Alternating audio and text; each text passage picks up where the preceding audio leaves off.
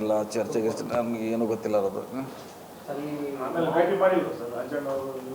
ಸಿಕ್ಕಿಲ್ಲ ಈಗ ಭಾಳ ಸಾರಿ ಸಿಕ್ಕಿಲ್ಲ ಈಗ ಬೆಟ್ಟ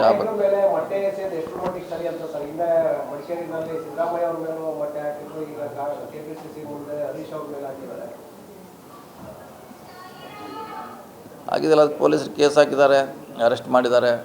ಏನು ಮಾಡಬೇಕು ಪೊಲೀಸರು ಕಾನೂನು ಕ್ರಮ ಕೈಗೊಂಡಿದ್ದಾರೆ. ಅಂಥ ಘಟನೆ ಆಗ್ತಾ ಇರ್ತಾವೆ, ಇದೇನೋ ಹೊಸದೇನಲ್ಲ. ನಮ್ಮ ದೇಶದಲ್ಲಿ ಇಂಥ ಘಟನೆಗಳು ಆಗ್ತಾನೆ ಇರ್ತವೆ. ಆದರೂ ಅದಕ್ಕೆ ಪ್ರಿವೆಂಟಾಗಿ ಆ್ಯಕ್ಷನ್ ತೊಗೊಂಡಾರೆ ನಮ್ಮ ಪೊಲೀಸರು, ಸರ್ಕಾರ.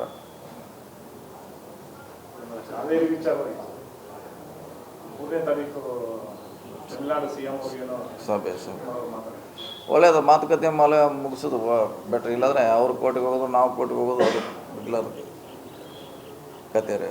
ಅದಕ್ಕೆ 1 to 1 ಮಾತಾಡೋದು ಬೆಟ್ರು. ಯಾಕೆಂದ್ರೆ ಅವ್ರು ಅಲ್ಲಿ ಕೂತು ಅವರೊಂದು ಹೇಳೋದು, ನಾವು ಇಲ್ಲಿ ಹೇಳೋದು ಬೇಡ. 1 to 1 ನಿಮ್ಗೆ ಅದರಿಂದ ಲಾಭ ಏನು ನಷ್ಟ ಏನು? ಲಾಭ ಇದೆ, ನಷ್ಟ ಏನಿಲ್ಲ ಅವರಿಗೆ. ಯಾಕಂದ್ರೆ ನಾವು ಎಕ್ಸೆಸ್ ವಾಟ್ರ್ ಹಿಡಿತಾ ಇದ್ದೀವಿ.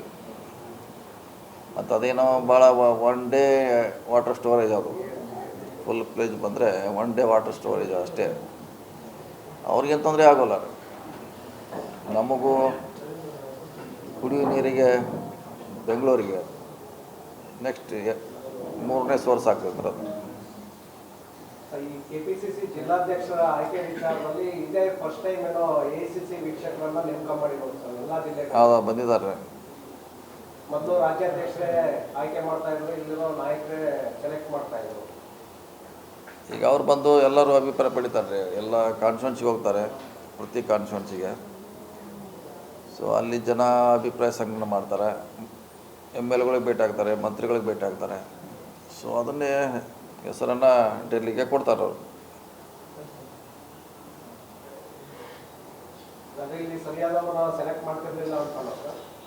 ಹಂಗಲ್ಲ, ಹೊಸ ಪ್ರಯೋಗ ಮಾಡಬೇಕು. ಏನಾರು ರಿಸಲ್ಟ್ಸ್ ಇದ್ದರೆ ನೋಡ್ಬೇಕು, ಹೊಸದು ಮಾಡಿ. ಇಲ್ಲಷ್ಟೆಲ್ಲ ಬೇರೆ ಎಲ್ಲ ರಾಜ್ಯದಲ್ಲಿ ಈಗಾಗಲೇ ಮಾಡಿದ್ದಾರೆ.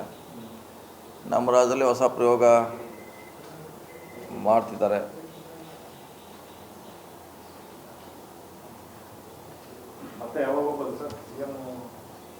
ಕಾದು ನೋಡಬೇಕಲ್ಲ, ಯಾವಾಗ ಡೆಲ್ಲಿಯಿಂದ ಕರೀತಾರೆ ಅವಾಗ ಹೋಗ್ತಾರೆ. ಡೆಲ್ಲಿಯಿಂದ ಬುಲಾವ್ ಬರಬೇಕಲ್ಲ, ಬರೋವರೆಗೆ ವೇಟ್, ಎಲ್ಲರೂ ವೇಟಿಂಗ್ನಾಗ ಅದೇ.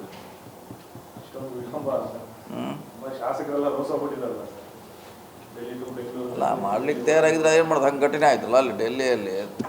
ಆ ರೀತಿ ಘಟನೆ ಸಂಭವಿಸೋದ್ರಿಂದ ಅದು ಅನಿವಾರ್ಯವಾಗಿ ಅದಾಗದೆ ಹೋಗಿದ್ರೆ ಅದೇ ಸಾಯಂಕಾಲ ಇತ್ಯರ್ಥ ಮಾಡ್ತಿದ್ರು.